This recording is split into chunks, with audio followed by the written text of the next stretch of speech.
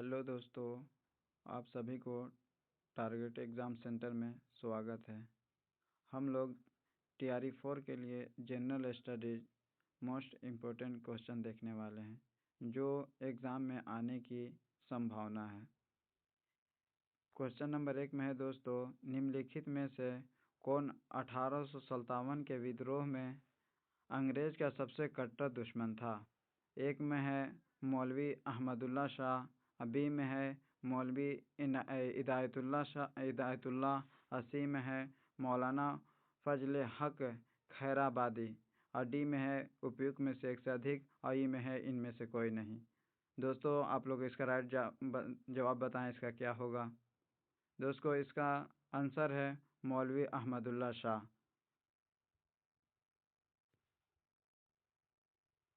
इसका व्याख्या देख लें दोस्तों।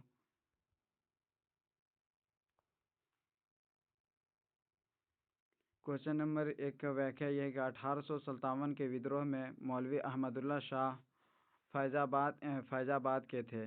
उन्होंने फैज़ाबाद का मौलवी भी कहा जाता था। उन्होंने अंग्रेज़ के खिलाफ विद्रोही को संगठित किया और अंग्रेज़ उन्हें सबसे बड़ा कट्टर दुश्मन मानते थे, मौलवी अहमदुल्ला शाह को। प्रश्न नंबर 2 में देखें दोस्तों, इसका आंसर क्या होगा? निम्नलिखित में से कौन 1857 के विद्रोह के दमन के बाद भारतीय फौज के नव संगठन संबंधित है?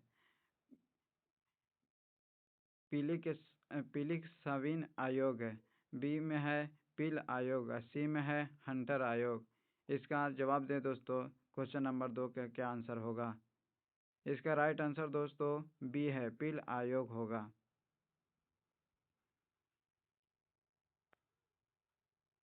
इसका विश्लेषण देख लें दोस्तों।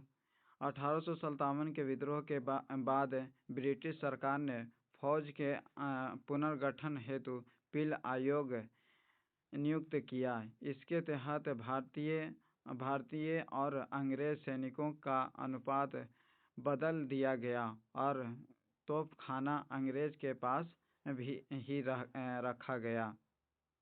क्वेश्चन नंबर 3 के देखें दोस्तों।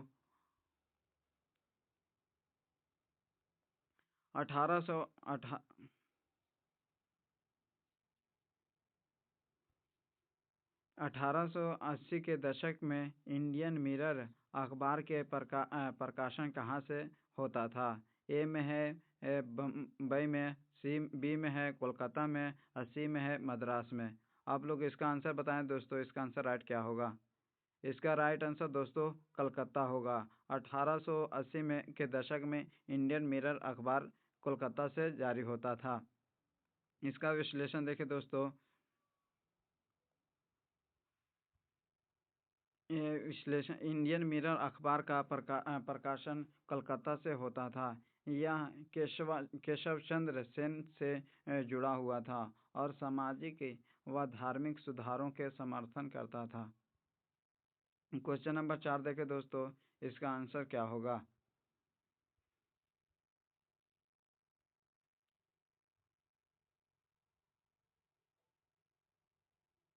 थोड़ा सा जूमिंग कर लेते हैं दोस्तों, जिससे आप लोगों को सही से पता चल सके। क्वेश्चन नंबर 4 में है, राजा राम मोहन राय के विचारों को प्रचलित करने के लिए 1839 में तत्वबोधिनी सभा की स्थापना किसने की? ए में है ईश्वर चंद्र दियासागर, बी में है दयानंद सरस्वती और सी में है देवेंद्रनाथ टैगोर और डी में है उपयुक्त में से एक से अधिक, आई में है इनमें से कोई नहीं। आप लोग इसका राइट बताएं दोस्तों। क्वेश्चन नंबर 4 के इसका राइट आंसर क्या होगा? क्वेश्चन नंबर 4 के राइट आंसर दोस्तों सी होगा, देवेंद्रनाथ टैगोर। इसका विश्लेषण देखें दोस्तों।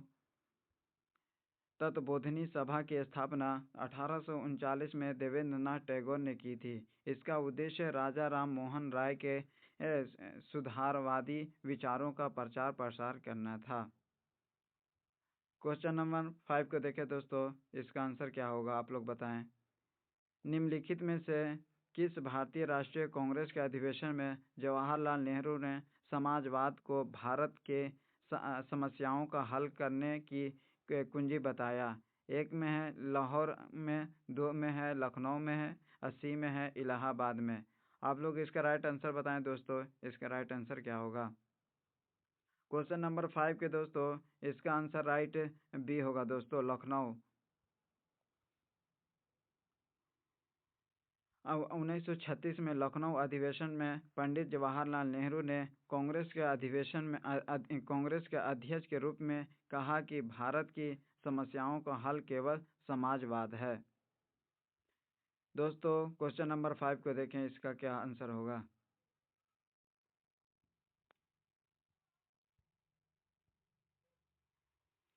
किसने भारतीय राष्ट्रीय कांग्रेस के विरुद्ध अनुनय विनय और विरोध की राजनीति का दोष लगाया था।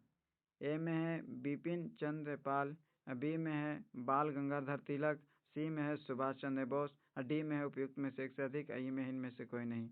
दोस्तों इसका राइट आंसर बताएं, 6 का राइट आंसर क्या होगा।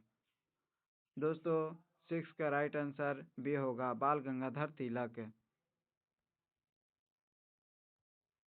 बाल गंगाधर तिलक ने कांग्रेस के नरमपंथी नीति की आलोचना की और कहा कि यह केवल प्रार्थना विनय और निवेदन तक सीमित है। दोस्तों क्वेश्चन नंबर 7 देखिए, इसका राइट आंसर क्या होगा, आप लोग बताएं।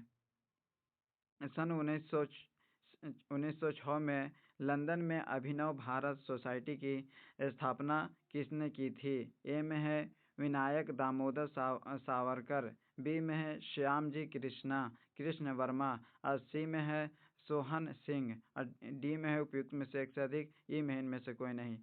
क्वेश्चन नंबर 7 के दोस्तों, आप लोग राइट आंसर बताएं, इसका राइट आंसर क्या होगा। इसका राइट आंसर दोस्तों ये होगा, विनायक दामोदर सावरकर। इसका विश्लेषण देखें दोस्तों, 1906 में लंदन में अभिनव भारत सोसाइटी की स्थापना विनायक दामोदर सावरकर ने की थी। यह क्रांतिकारी संगठन गुप्त रूप से कार्य करता था। क्वेश्चन नंबर 8 को बताएं दोस्तों, इसका राइट आंसर क्या होगा।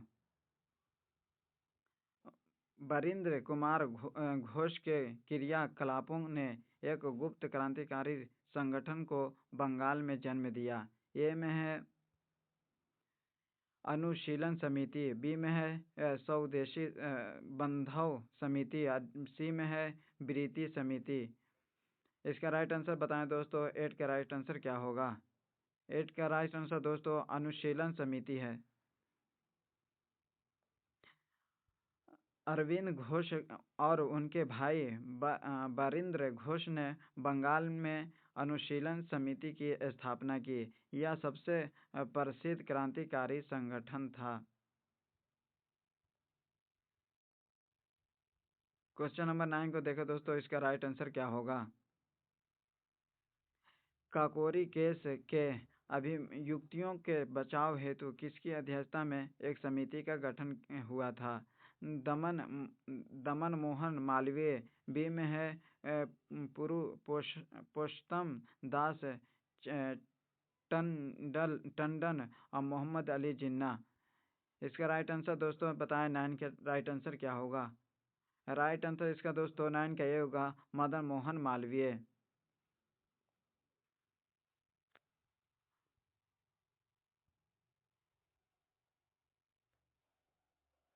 काकोरी केस 1925 में जब कई क्रांतिकारियों पर मुकदमा चला तो उनकी पैरवी के लिए मदन मोहन मालवीय की अध्यक्षता में एक रक्षा समिति बनाई गई। इसमें मोतीलाल नेहरू और अन्य वकील भी शामिल थे। क्वेश्चन नंबर 10 को देखें दोस्तों, इसका राइट आंसर क्या होगा दोस्तों। वर्ष 1920 में निम्नलिखित में से किसने अपना नाम परिवर्तित कर स्वराज सभा रख लिया। ए में है all India home rule league ने, बी में है हिंदू महासभा ने, सी में है साउथ इंडिया रिबलर फेडरेशन ने। क्वेश्चन नंबर 10 को राइट आंसर बताएं दोस्तों, इसका राइट आंसर क्या होगा। क्वेश्चन नंबर 10 के दोस्तों ए आंसर होगा, all India home rule league ने।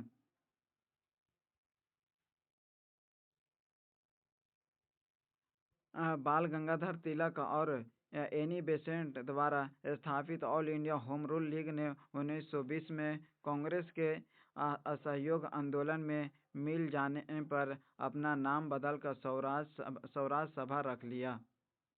क्वेश्चन नंबर 11 को देखें दोस्तों, इसका राइट आंसर क्या होगा।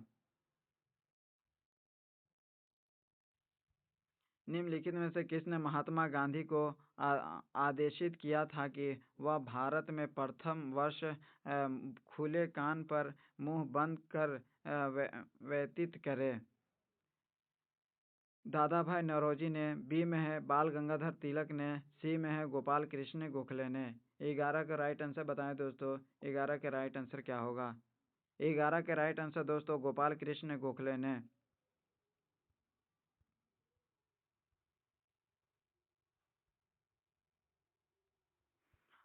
महात्मा गांधी जब 1915 में दक्षिण अफ्रीका से भारत लौटे तो गोपाल कृष्ण गोखले ने उन्हें सलाह दी कि पहले एक वर्ष पूरे भारत का भ्रमण करे और केवल शून्य कोई आंदोलन न करे।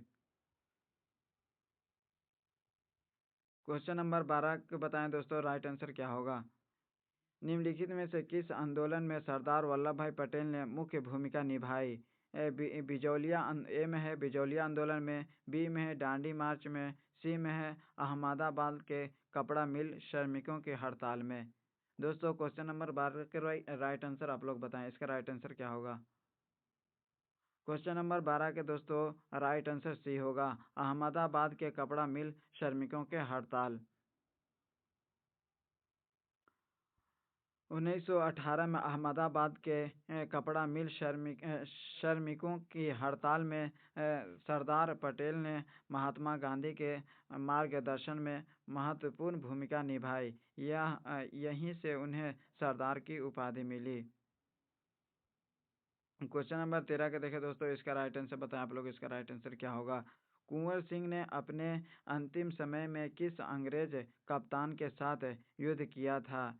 ए में है डगलस, अब बी में है दोस्तों लीग्रेड, सी में है लाग्रेड, डी में है उपयुक्त में से एक से अधिक, या ई में इनमें से कोई नहीं। दोस्तों 13 के आप लोग राइट आंसर बताएं, इसका राइट आंसर क्या होगा।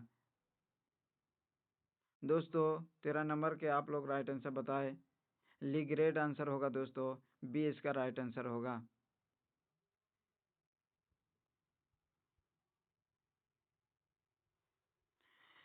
1857 के विद्रोह के दौरान 80 वर्ष की उम्र में भी बिहार के वीर कुंवर सिंह ने अंग्रेज कप्तान लीग्रेड के साथ युद्ध किया और वीर गति प्राप्त की है। दोस्तों इसका टाइपिंग मिस्टेक हो गया, इसका राइट आंसर ये दिया गया है, लेकिन इसका लिखा हुआ ठीक है दोस्तों लीग्रेड।